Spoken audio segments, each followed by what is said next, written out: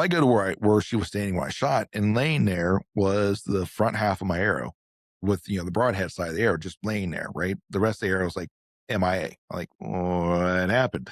I I'm like, you know what? I'm gonna let Kendrick do a track because it's here at the house. It'll be a nice, easy thing for him to do. So I go grab him, get his leash on him, bring him out. He's super. He knows when the leash comes out, that with that leash, he knows what's going on. He's like, yay! He's like, he's pumped. The black dog, the black lab, he doesn't know what's going on, but I think he's a little sad because he got left behind because he's seen how excited Kendrick was, and he got left behind.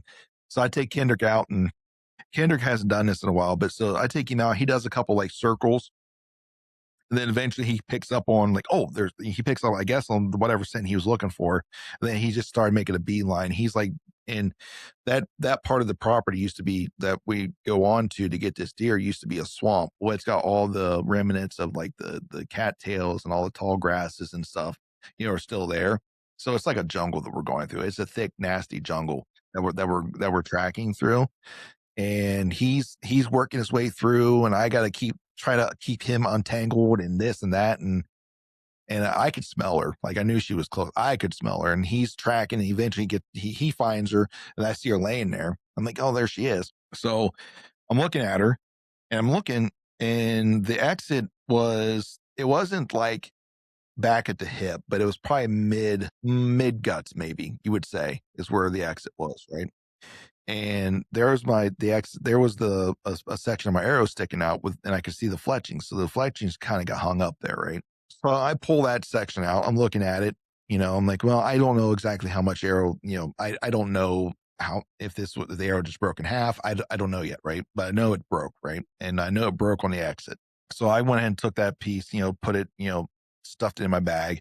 I got her field dressed, took her, and dropped her off at the Cunningham's, dealt with that. But then I took those two sections of the arrow and looked at it. And there's a whole middle section of that arrow missing, like several inches of arrow that's missing. So that arrow broke, at least in 3 pieces. I don't know if not Were more. you ever able to track down that other part that went flying? Nope. I looked and Still looked no. and looked and can't find it. I have no idea. So that really kind of that had me a little bit nervous about that particular arrow. And I know a lot of people have had, I'm starting to see more mixed reviews now. Like if you get on the website and look at some of the reviews, before everyone's like, oh, this is a great arrow, this is this. Now I'm starting to see more of the same experience that I'm getting, that the arrows are breaking pretty easy. Which granted, if I shoot it in something hard, okay, I will accept that the arrow will break.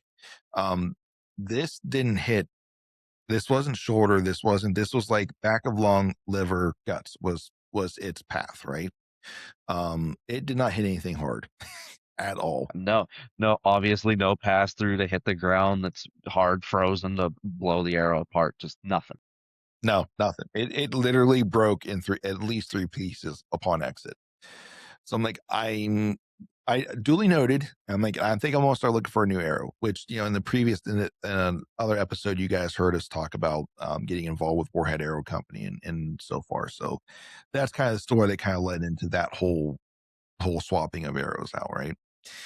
Which I was going to go back to another version of an arrow anyways for this season if that didn't transpire. So I was already making a change. So got that taken care of.